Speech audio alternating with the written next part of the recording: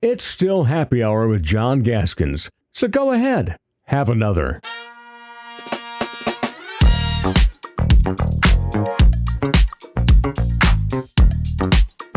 Well, as the old Michelob beer commercial from the 1990s used to say, some days are better than others. And when we get a chance to talk to Eric Henderson here on Happy Hour, those days are better than most others, with all due respect to most days and most guests.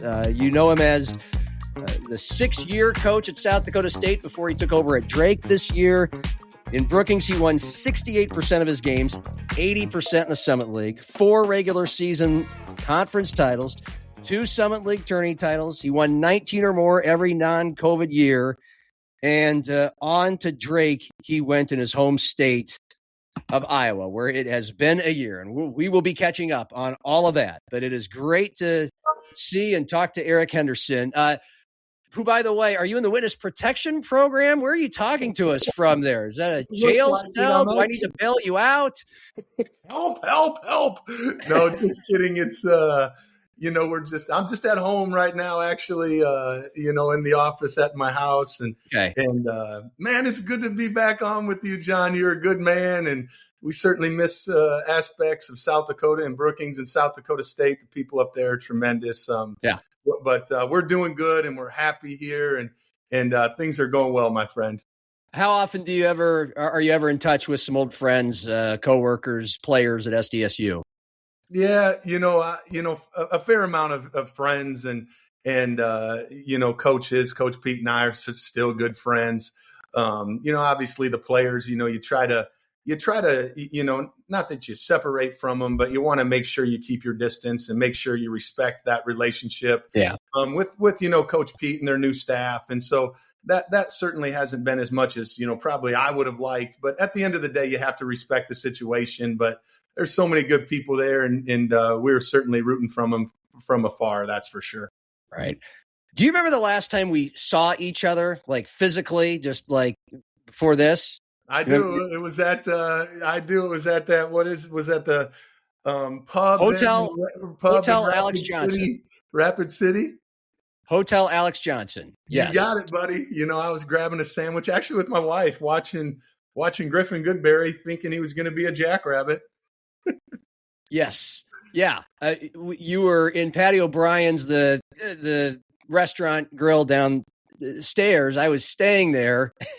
I don't know if were you staying at the hotel or you just happened to stop by? That's where you had lunch. No, that's where Alicia and I had lunch. We were out actually in Deadwood and making a little bit of a trip out of it. And then also watching Griffin and some of the other boys. And that's really how it happened. Right. Well, actually, I think you were, if I'm not mistaken, you were there to watch Blake Elwine, because this was the double A's. And so anyway, I come down there dripping with sweat and and you're sitting in there. I'm going down there to order my lunch before I go call state tournament games. And you were like, "What are you doing here?" And I'm like, I live here. We do. Yeah. And I'm like, "What are you doing here?" "I'm here to see Blake Elwine." And a few days later, you're off to Des Moines. And so that was obviously an interesting point in time. A lot of things moved fast. And, Drake needed a new head coach, and you had done really well at SDSU. So, since it's the first time we've talked since you've last been the Jackrabbit coach, take us back to that time and, what goes on. You got a call, you have a decision to make, and how'd you walk through it? Yeah, it's it doesn't seem like that long ago, to be honest with you, John. Things go so fast and stuff, but it really does work very fast. And it, just to keep things simple, you get reached out to and I wasn't going to leave a special place for just any place. That's for sure. But, when Brian, the athletic director here at Drake, called, I knew it was something that was always, maybe intriguing to me, coming back to the state where I grew up, the tradition that they have here at Drake, and then the support that they get. It was hard, but there's a lot of things that lined up And you'd never want to go to a place where, the support doesn't outweigh the expectations. I felt like that was true at Drake. Playing in the Missouri Valley Conference was something that really, really was exciting and intriguing to me as well. And so, sometimes you got to take a leap of faith. I sat down with my wife and was like, "What do you think?" And she's like, "You know what? Maybe it's time." And it wasn't necessarily maybe it's time, but the place seemed right. And so we decided to take a leap of faith and take advantage of the opportunity. Yeah. And that all is taken into account, and and you've got my blessing. It's okay to enjoy a few more nickels for your family as well, right? It doesn't hurt. That doesn't hurt, right? You want to make sure, it's certainly not, what makes the decision, but like you said, you want to always make sure you're putting your family in a good spot to be successful down the road. And hopefully we're doing that. All right. Well, what was the conversation like with Justin Sell when you had to tell him, adios? Yeah. Justin and I've talked a lot, previously about other situations that have come up that, maybe I, didn't feel like were the right situations for me. And so I just, it wasn't, I don't think it was a shock to him or anybody in the administration that, there was going to be some opportunities and, if this one came up that, maybe I would look at it a little bit deeper than I've looked at some other ones. And so just being transparent with him, I think, was really, really important. And I know Brian and him had talked and about, what type of style of coach I was and things like that. And so, just a mutual respect, for Justin and being transparent throughout the whole situation. Obviously, what he's done at South Dakota State is sick, right? I mean, since the division, since they've been Division II, it's been incredible. And so I still have a ton of respect for him, talk to him a fair amount, and just, but it's just being transparent, right? Don't give anybody, don't make it a surprise for anybody. Yeah. Did he ask you, or did you offer input on who to replace you? No, honestly, it was something that, I think, when you're in a situation of administration, you probably have thoughts in your minds of what's going to happen. And you have to be a forward thinker. If someone does decide to move on, or you want to move on from someone, I think there's probably things I would assume that's, how they were thinking and what administrators think. And so I do know Justin, kind of, asked, about it a little bit, but I didn't really, at the end of the day, I was ready to, thinking about Drake. And, I did obviously hire Coach Klink, and he came with me. And if that's the route that he would have went, probably things would look a little different here too. And so, you kind of, want to know, but at the end of the day, I don't think there was any wrong choices. And I think things work out for a reason. And so that's what happened. If you'll forgive me for a second, I'm just going to close my window here in my office because I got the mowers and the city traffic and all that. Okay. Now that you're a big city guy, John. I know, compared to living in Lenox out on the prairie where everything's a library. And so you mentioned Klink, Rob Klinkafus. I mean, almost 20 years under three different coaches at SDSU. And I think he tried every time when Nagy left, when Otzelberger left, when you left, to take over. I might be wrong, but I'm fairly confident. But I want to get to him in a moment. But the move was made to hire another one of your assistants there, and Brian Peterson. So what was your reaction when that happened? Well, obviously, you're excited. And, when you have friends in this business and they get opportunities, you're certainly excited for them. Right. And so I was happy for Brian and for him to take over the reins. And, all the guys that have worked, with me throughout the years have done terrific jobs. I'm very blessed to have great people around me. And so when one of those guys gets an opportunity like that to take over a program that has had a great amount of success and has a great amount of pride, you're extremely happy for him. And so, that's what my feelings for him. And it was an interesting time. That's for sure. What were his strengths as an assistant, that you felt could make him a good head coach? I know he had been a head coach and had won a national championship as a junior college coach in Iowa, but since we didn't get it or didn't really talk to you about that when it happened, you obviously could offer some great insight into what led to Justin making that decision to put him forward as the head coach. Yeah, I think, everybody's a little bit different. Everybody has different, qualities that make them, ready for that job, or maybe the right fit at that time for the job. And when I look at Brian, he's got a great attention to detail. He's very organized. His work ethic is extremely strong. He loves to, spend time with the guys and help develop their game. I think, his ability to create relationships with the guys was really, really impressive. He's had some experience being a head coach. He won a national championship, at the junior college level. And so I think he's been able to prove that as well. And so he does a great job, and he'll continue to do a great job for the Jacks.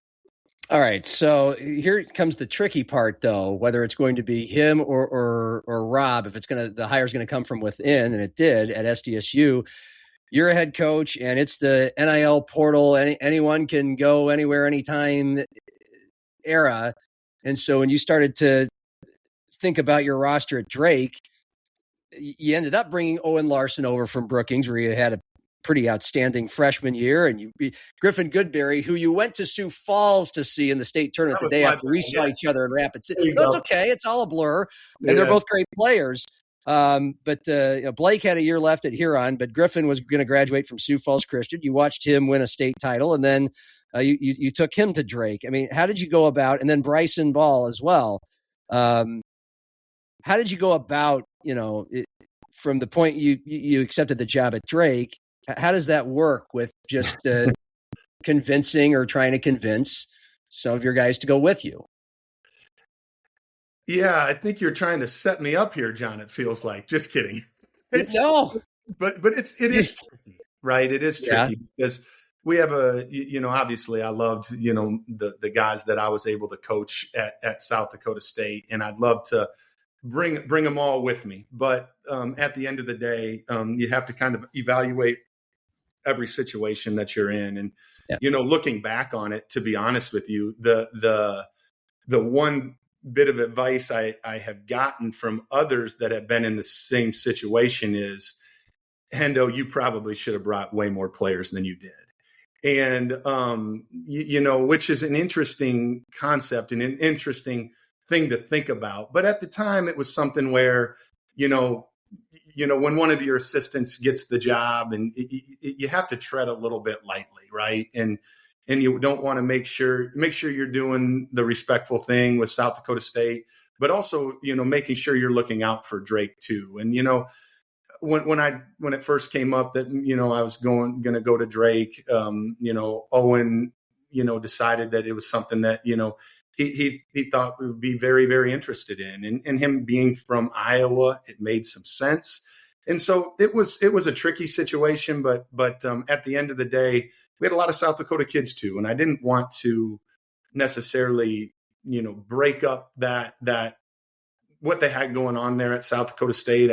They had a lot of guys returning, and had a chance to be extremely, extremely good, because retention is still, I believe, one of the things that can create a lot of success. And South Dakota State was getting a lot of guys back, and I didn't really want to break that up. But with Owen being from Iowa, Griffin not being there yet, Bryson not being there yet, but also wanting to bring some guys along with me that I had some continuity was really important. So that's really what my thought process was throughout that time. Yeah, it's nothing unusual when a head coach takes over a new role. And with all that said, what you're saying is, you felt you had a belief that there were more Jackrabbits that certainly could play in the Missouri Valley Conference, be competitive, and help you win games at Drake. So you kind of answered a question I was going to ask you, but I'll still ask, after a year of it, how would you compare the level of play, the style of play, going from the Summit League to the Mo Valley? Yeah, it's certainly some of those guys could play in the Missouri Valley. That wasn't a concern of mine at the time, and it's certainly not a concern of mine now either. Right. But when you compare the leagues, there's certainly a difference. I think athletically, I think physically, the style of play. I think defensively, the Missouri Valley Conference is probably better overall, more physical, more athletic. That's probably the biggest changes that I've seen throughout. After 1 year, obviously there'll continue to be more. We got 11 teams in our league, John, and I'm telling you, every time you go to battle, it's a war. And with the Summit League, I can't remember. I think they're down to 8 teams now, or I'm not even sure what it is. With Denver leaving 9, yeah, it is. I think it's down to 8 teams, and so you really only play 14, league games, which is a challenge at that level because you have to find so many non-conference games. And where our league, we're playing 20 conference games, and it takes a big toll on our guys. And so that's probably some of the biggest differences that I've seen in my short time, being in bowl. Sure. Owen scores 10 points a game. He was your second leading scorer behind Jalen Quinn, who was I believe a first team all MVFC player. And, before we get to the season and Drake overall, how well, obviously the stats say it, did Owen acclimate to that? I mean, how would you describe his first year at Drake? Yeah, Owen really had a challenging year, and it was a year of growth for Owen. Obviously, he tore his ACL at the end of the year for us at South Dakota State, and so he really didn't do any, just was rehabbing all summer and pretty much all fall as well. He finally started to get into some workouts, but that's a hard thing to come back from, and there was just a lot of new things for Owen. And when you're with a new group of people, we didn't have 2 guys on our team that played together the year before last year, John. And so that made it really challenging. And when Owen got put back into the mix in mid-December, it threw another curveball in for our team and also for Owen too, and so it was a really unique and challenging time for our team. But Owen, had some ups and downs, but I'll tell you what, the amount of growth I seen from him at the end of the year, I'm so excited for him to be moving forward, and having his second year in our program will be a huge deal for him. You saw what he could do at South Dakota State his freshman year. He was never really healthy, and I think that mind game that injury was playing on him really affected his year as well. And it's been nice to see him get past that and really he's moving better. His mind's in a better spot. I'm super stoked for Owen, going into his second year for the Bulldogs.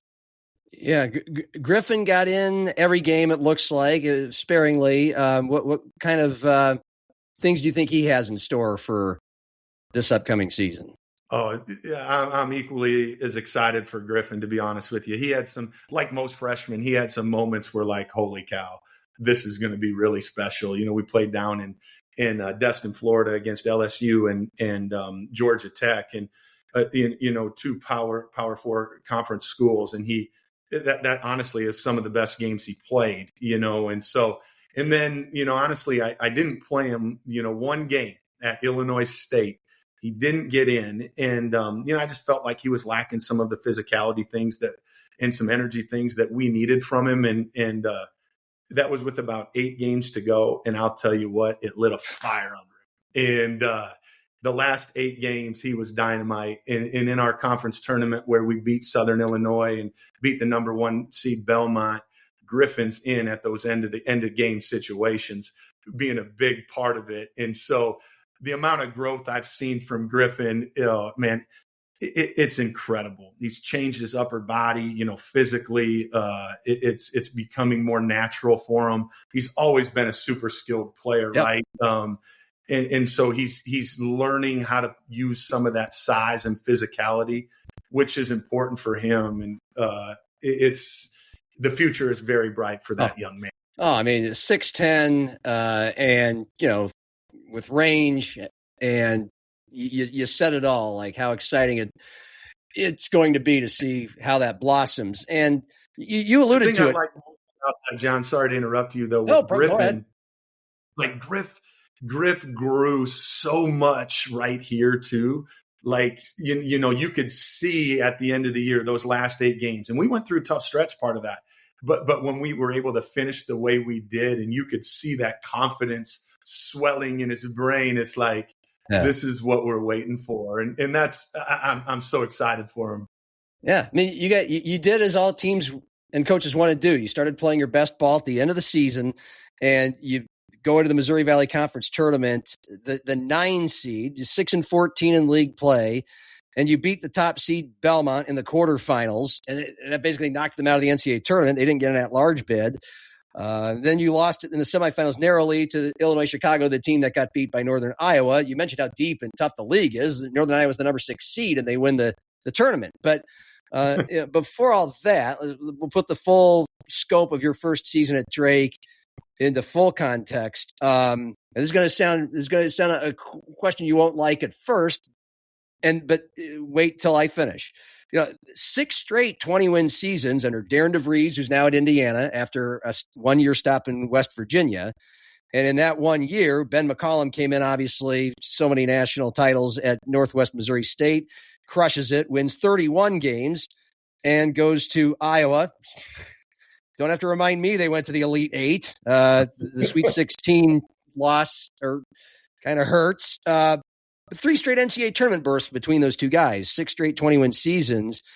And you come in, it's 14-20. That's obviously rough, but you've given some context already, the kinds of hurdles, the kinds of things you were working with. I mean, and then a great finish that obviously shed some encouraging light going forward. But explain, from your point of view, just what the challenges were and what this season was like. Yeah. I'm not really into making excuses, that, John, but when we got the job, we had to put a full roster together. And so we did that to our best of ability and really full roster, like from scratch. Yeah, basically from scratch. We had one guy that played that came back, right? Which was fine. You understand a lot of those guys on Ben's team at Iowa were at Drake last year, right? And no wonder why they won 31 games. Yeah. But as challenging as that was, it was also enjoyable, right? But when you go through that experience, you're certainly probably going to make mistakes like we all do, and we did. And so I think being able to recognize that, learn from that situations. And I'll put it into a little bit of context. Last year, we brought 9 guys in from the portal. And this year, we brought in 3 guys. And so for us, it was really, really important that we retained the guys on our roster that we felt like fit what we're trying to accomplish here at Drake. And so we did that. We kept 6 guys that we really felt like were great fits. And then, we wanted to supplement that with guys in the transfer portal. And last year, we really focused on guys that we felt like, had potential, had promise, had, a high ceiling type of stuff.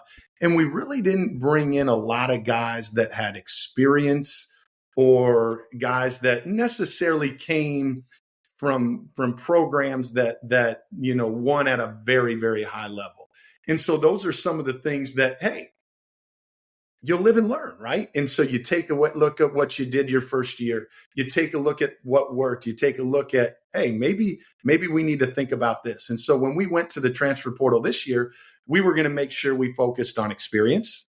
We were going to make sure we were focused on competitive character. And we were going to bring in guys that we felt were coming from programs that knew what it takes to win at a high level. And we feel like we hit a home run with all of those guys.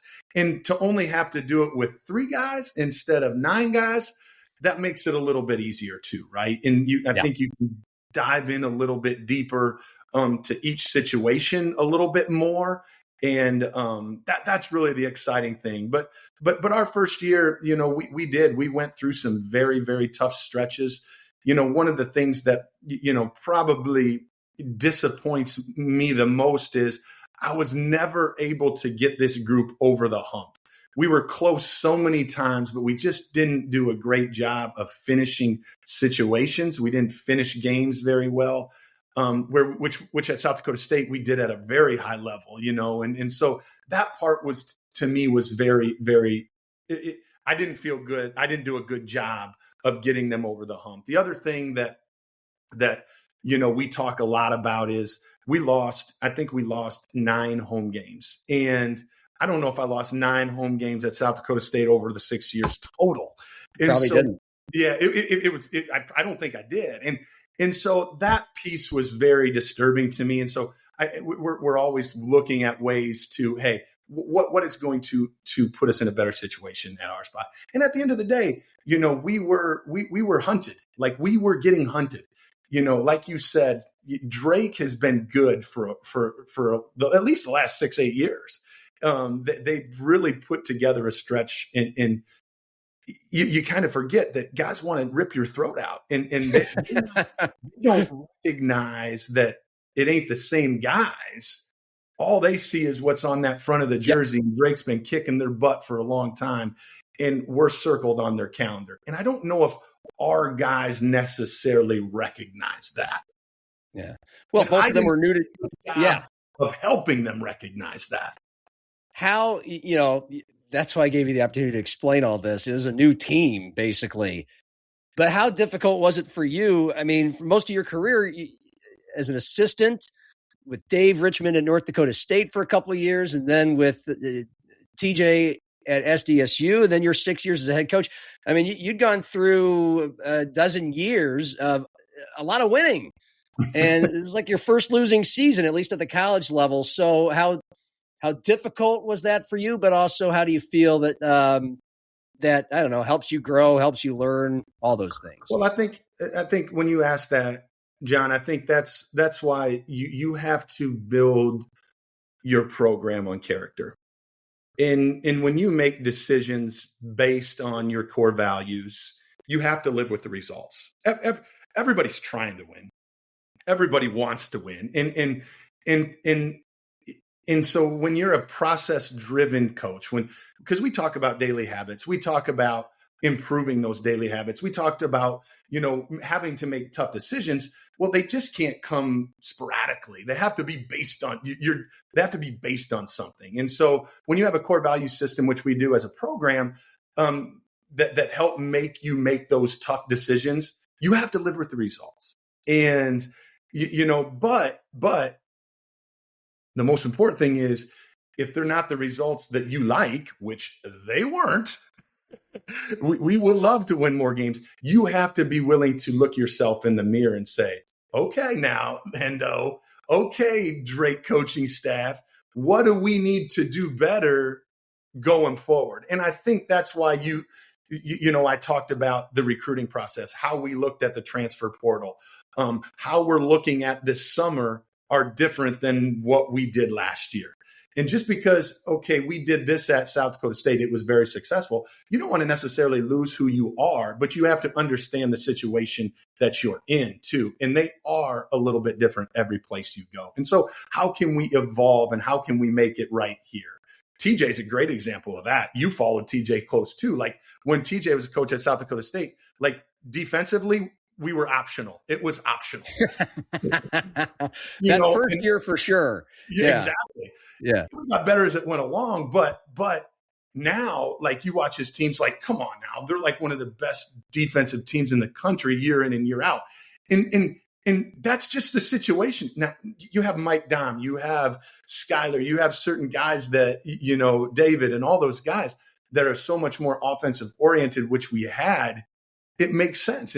But that's the situation that we were in at that time. He didn't have that same situation. And so having that ability to adapt without losing your identity, losing your core values, and losing who you are. No, you just have to adapt and adjust. And so I think that's kind of how I look at that and how I looked at this year. It also doesn't hurt probably that, like, I'm a glass half full, hopefully, of Coors Light, know, on a daily basis. And so just looking at the bright side, man, I know it's not easy to lose, but guess what?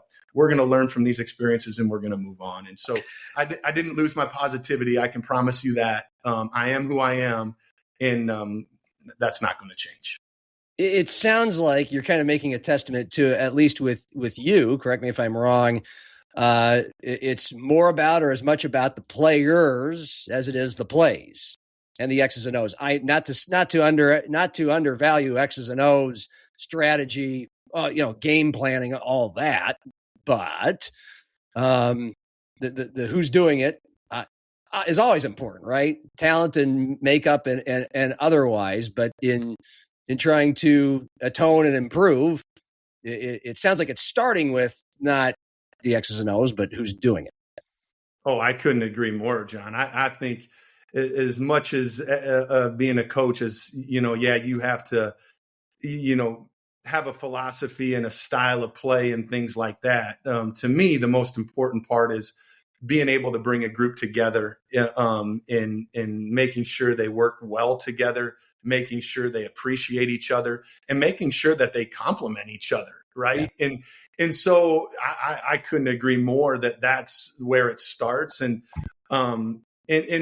personally, I did not do a good job of getting our team to make that happen, to make sure that we complemented each other, to make sure that we made each other, those around us, better, and so at the end of the day, it does fall on me. And and that's why I take a look at the process. Okay.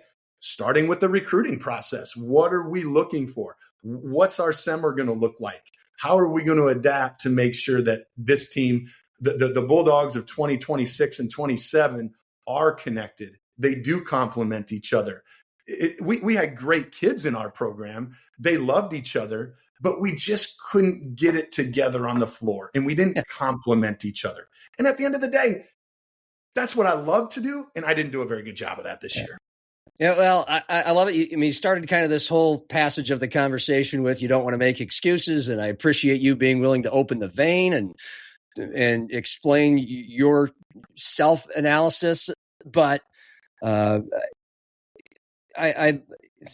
was going to go somewhere with that. Very good. And I just completely lost my train of thought mid-thought. But, here it was. This is a place that, yes, was used to winning a lot. The 6 straight 20-win seasons, and the last 2 coaches got jobs in the Big Ten. And the coach that kind of got it rolling was Nico Medved. He was 500 his 1 year at Drake. Now he's in the Big Ten at Minnesota. But before that, there were a lot of years of struggling at Drake. And so a fan base, at least the ones who've been around for a while, they've seen the losing, they've seen the winning. I'm curious. It sounds like you're willing to talk about your own head coaching mistakes and what you'll learn from. How were you and things received once things were not going swimmingly? Did people understand the context of what you were up against? Did you hear about it from fans? Were they patient? I'm curious. I honestly, I don't even really pay attention to that, to be honest with you. Like, okay. When we're in the moment, honestly, our supporters have been great, to be honest. I think they had a great understanding of the situation that we were in. They've had a great amount of success. But that's why I feel like, to be honest, John, you can't totally judge. You can't totally evaluate on wins and losses alone. You have to be able to look at a situation. Hey, what did we do well? Because we did many things very, very well. It was just, one of the things that we get judged on the most was not up to standard. And I'm not afraid to admit that. You've been with me you've known me a long time. I'm not about excuses. This is, I'm never going to blame players. To me, it all starts at the top, and you have to evaluate that. But as far as a fan base, I mean, we've got some incredible fans, just like South Dakota State, and they're used to winning. They showed up every day. Fortunately, I'm Catholic, and for Lent, I gave up social media. So I didn't have to really worry about that, John. It worked out great because I'm sure there was things on social media saying, what in the hell is going on? I'm sure. But you know what? If I spent my time worrying about that, man, I think I'd be wasting my energy on the wrong things, brother. Right. And I didn't just mean social media. We know that can be a total sewer. I also mean in person, but I had no issues like that. You're such a nice, approachable guy. It's hard to approach you and complain. It's a great asset of yours, but you bring up your Catholicism just gives me just a crack to quote Tim Miles when he was hired as Nebraska's head coach. So take a drink, everybody, happy hour listeners. Here's your Nebraska drink. But he was asked who his motivators were, or his inspirations. And he said, I'm Catholic. I am fueled by fear, worry, and doubt. Now, doesn't quite seem to be you, but I just thought you'd appreciate that. I do like that, but yeah. That's our Tim Miles for us. So, I mean, you've already talked about your own specific challenges of coaching in the NIL and portal era, and you went through a lot of that as you took the job, new roster, and as you go into this year, more retention. It's difficult. And, a lot of people, when we have these conversations about the Summit League, but also mid-majors in general, anybody who's not in the Power Four doesn't have zillions of NIL dollars, that it just must be madness, if not misery, at least roster retention, or when it comes to coaching in the mid-majors now, because you're going to likely lose your best players all the time. And it's a constant revolving door in the Summit League. If you're on the All-Summit League team, you get your payday somewhere else, and we're all happy for you. But fans get a little disenfranchised by it. But they say, God, it must be, well, you're a positive guy, and you're a mid-major coach. So you tell me. It's obviously different, and it's harder to retain a roster than it was a few years ago. But what is it like for you? How do you handle that? Yeah, I mean, at the end of the day, you can look at it a lot of different ways. I think you probably know how I'm going to answer this question. Like I get into this deal. I'm an educator at heart. You know that. I want to help our young guys achieve their goals and dreams. And if we're able to do that at Drake, and they get degrees here at Drake, which is an incredible academic institution, there's a lot of value in that. And I think having the legacy factor is really, really cool. But there's many times, these young people feel like that they can achieve their goals and dreams better somewhere else. And part of that is financially. And you can't judge somebody on what they believe can help them be better, whether it's money, whether it's a situation, whatever. And so when we do lose kids, it certainly stings and it doesn't feel good. And you need to have conversations, some honest conversations with young people about, hey, what is your best route? And if you trusted me at one point in your life, do you still?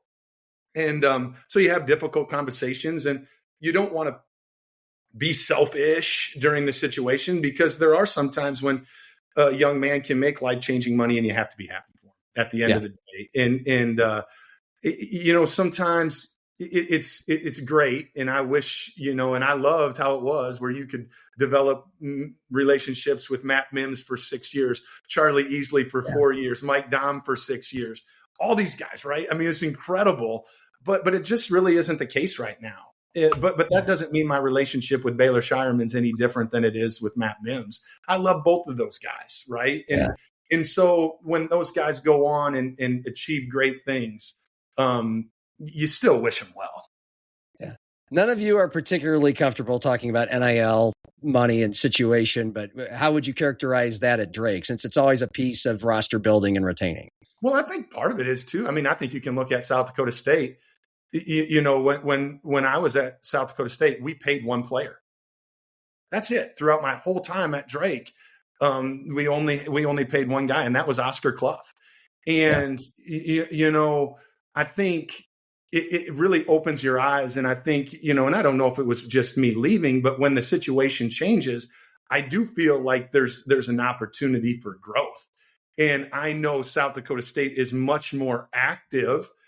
Similarly, when Jimmy left, right? I know they're much more active and much more willing to pay players now, and they do at a much more higher level than probably what was going to happen if I stayed.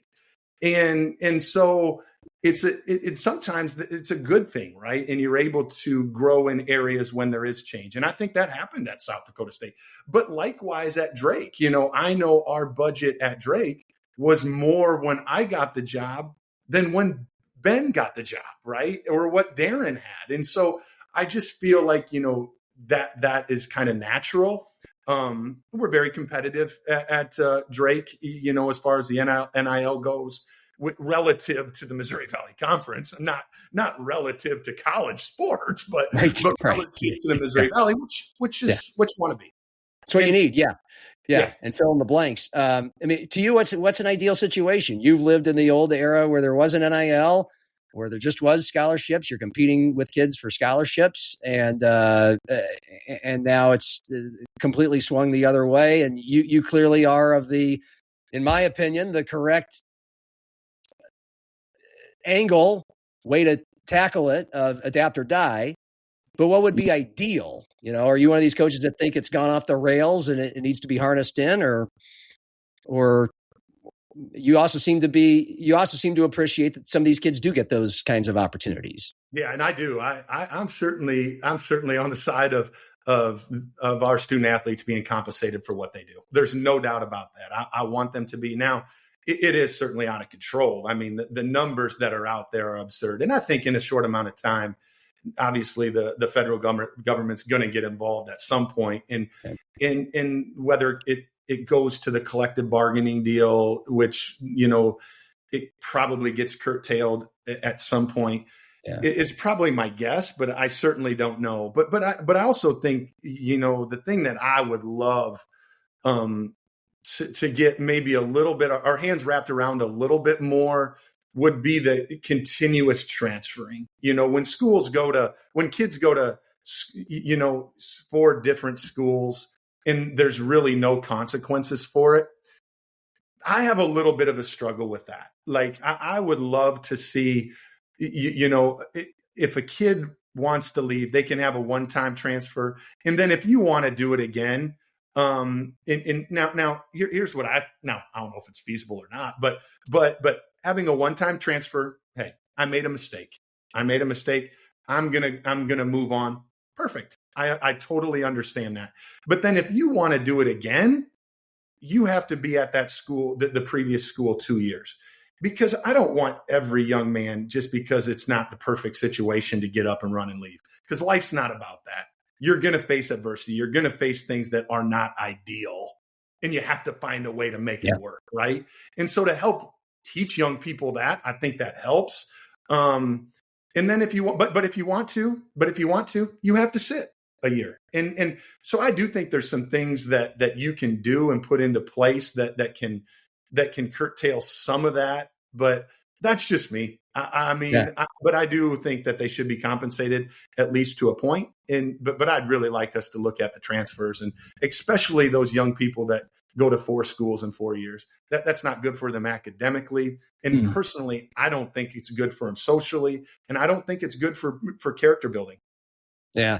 We're about to land the plane. I only have one, maybe 2 more questions along these lines. And one of them is, explain in your best terms. I'm giving you a little quiz here, pop quiz. Explain what the proposed 5 for 5 rule is, because it sounds like it's some of the things you're talking about that would be nice. And how you feel about it.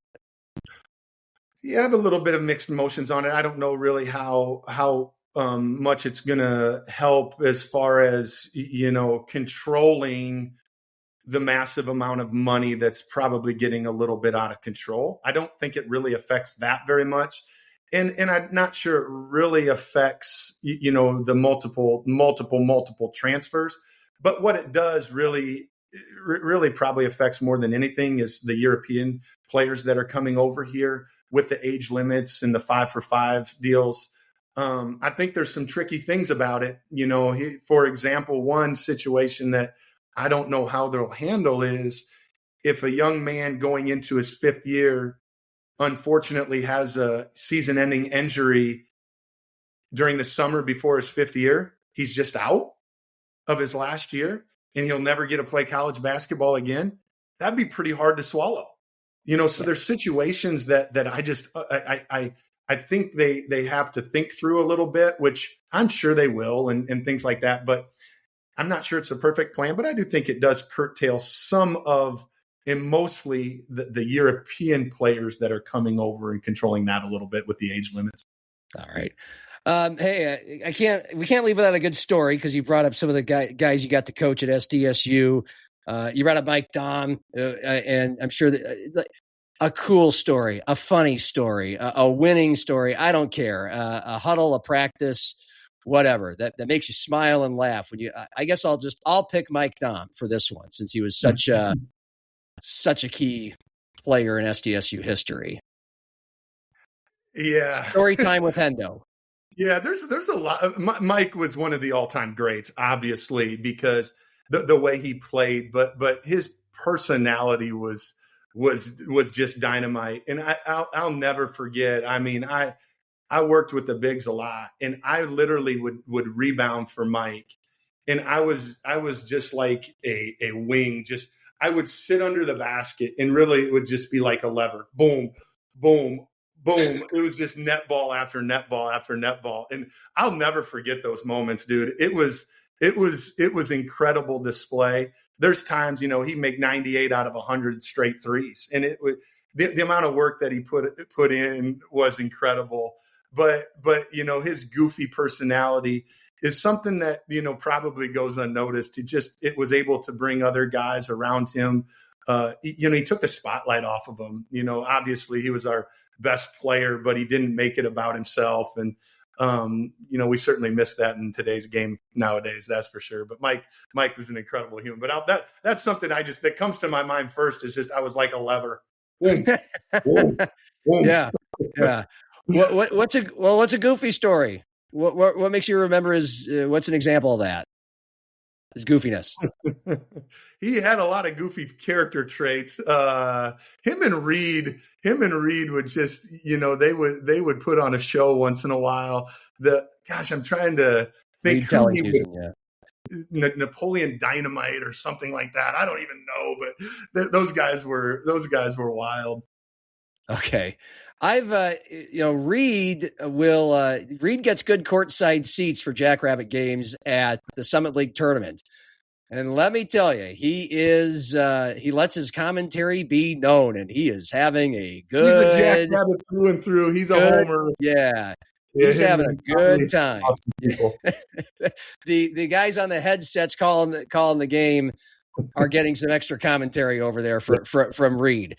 You can pick that up. I'll go back to one more topic of the day. NCAA tournament expansion to 76.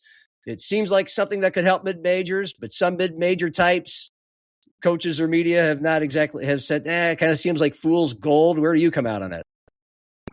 Yeah, it's certainly, there's a chance of fool's gold for our level, but you know what? I'm hopeful. In our league, in which we're consistently been the eighth and ninth best league in college basketball, and so we've been on the doorstep, John, of getting 2 teams in. Obviously with Indiana State a couple years ago, and Drake, if they wouldn't have won the NCAA tournament 2 years ago, would they have been in? And honestly, I think if the expansion would have happened, those 2 years, it would have been a no-brainer. And so I do think there are situations that it really helps. And, when we're so close in the Missouri Valley Conference, I'm very, very hopeful.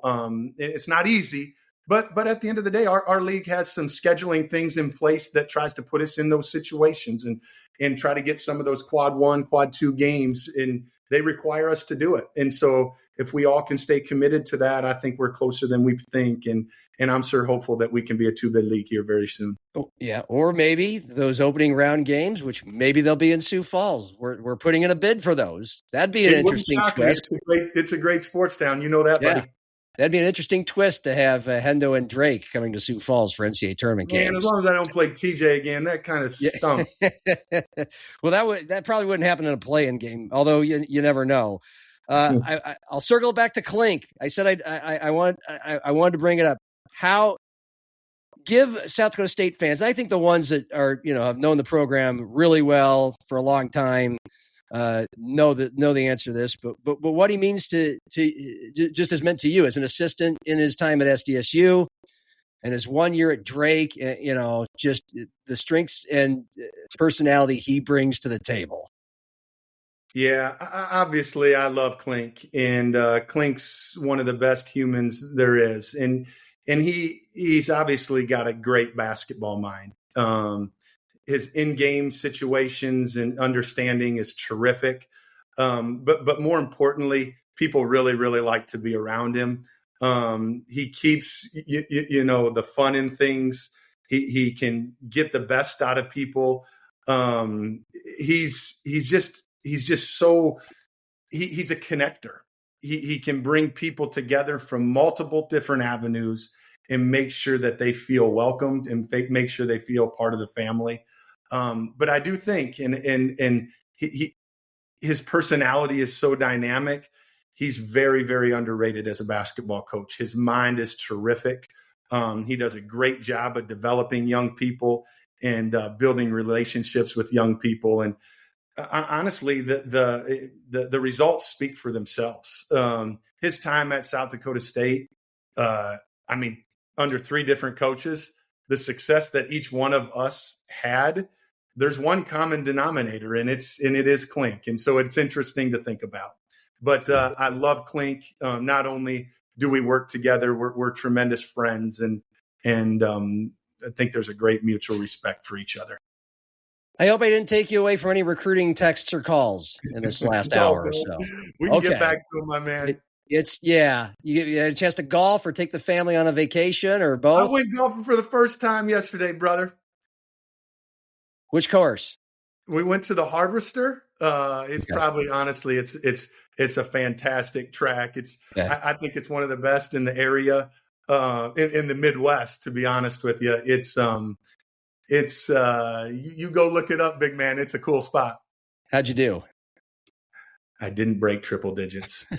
Oh, no. But I almost did. I hit 100 on the nose, 50-50. Was Coors Light involved? I hope. Was what? Coors Light involved. Oh, of course there was. And Clink was involved. So you know that there was a few dollars spent on the course.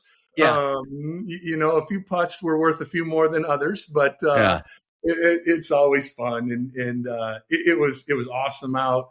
And the course was in great shape, but the company was even better. I'd watch that YouTube show, you and Clink playing golf together. I'd watch that.